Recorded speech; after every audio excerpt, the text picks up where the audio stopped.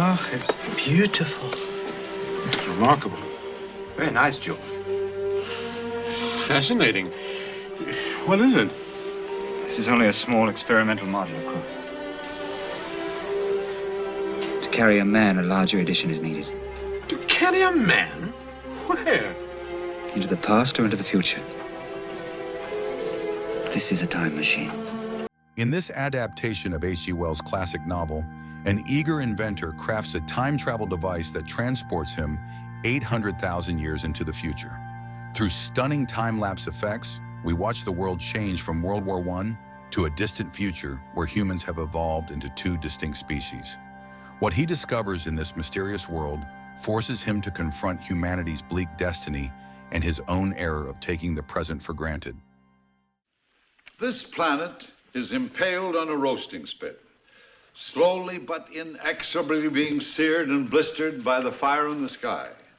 If the Van Allen belt continues to burn, the world will burn with it.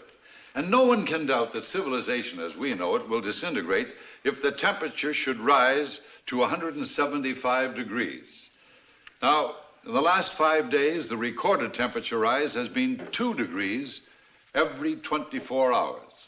If that rate is maintained, our planet has a life expectancy of about 3 weeks. Inspired by classic sea exploration films like 20,000 Leagues Under the Sea, with Peter Lorre and a giant squid, Voyage to the Bottom of the Sea carves its own niche. Aboard the Seaview, the world's first private nuclear submarine, the crew encounters espionage, environmental disasters, nuclear threats, and undersea monsters. They explore the unknown depths, facing one peril after another.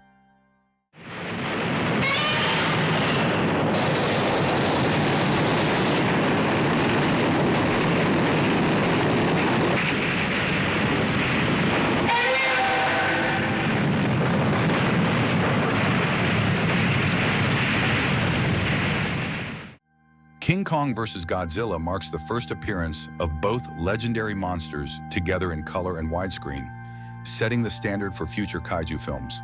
When operatives from a pharmaceutical company capture King Kong and bring him to Japan, they unwittingly unleash chaos.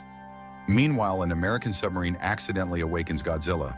The two giants ultimately clash at the base of Mount Fuji.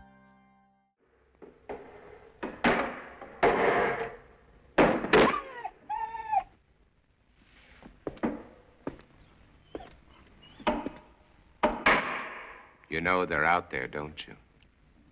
You poor, driven thing.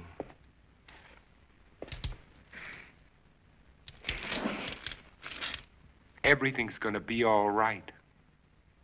Nobody's gonna hurt you. Everything's gonna be all right. All right. You're going to get better.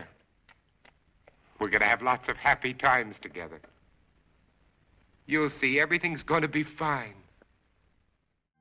The Last Man on Earth is the first filmed version of Richard Matheson's 1954 novel, I Am Legend, later adapted into a successful sci-fi horror film starring Will Smith.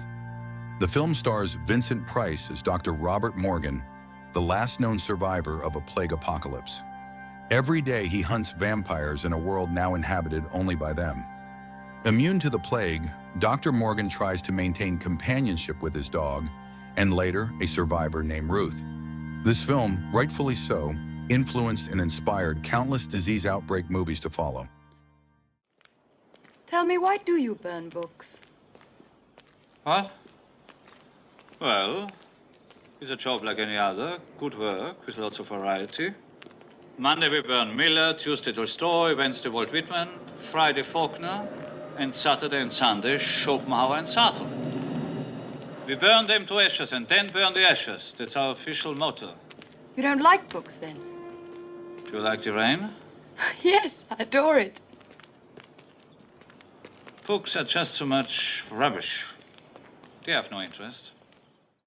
Fahrenheit 451, of course, started off as a novel by Ray Bradbury, which tackled issues such as book burning and censorship. Kind of ironic, then, that the novel would later be banned in schools across America. If you didn't read it in high school, check out the film adaptation. Often compared to Nazi Germany, Fahrenheit 45-1 depicts a society oblivious to the fascism happening around them. The medieval philosophers were right. Man is the center of the universe. We stand in the middle of infinity between outer and inner space. And there's no limit to either. I never imagined it could be anything like this. In this 1966 sci-fi adventure, a scientist who discovers how to shrink matter is smuggled from the Soviet Union to America. After an attack leaves him with a blood clot moving toward his brain, a team is miniaturized and injected into his bloodstream to remove the clot before it kills him. It's a race against time inside the human body. Go get him! Taylor! Why did you run away? Security police. I'm in charge of this man. No longer, madam. He is now in the custody of the Ministry of Science. Take your stinking paws off me, you damn dirty ape!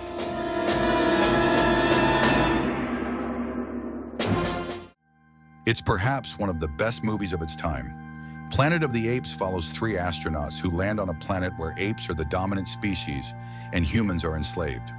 The film explores themes of slavery, ignorance, and government, and is known for its groundbreaking makeup, which earned an honorary Oscar.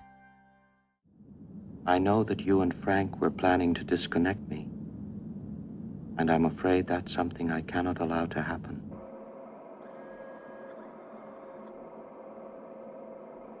Where the hell did you get that idea, Hal? Dave, although you took very thorough precautions in the pod against my hearing you, I could see your lips move.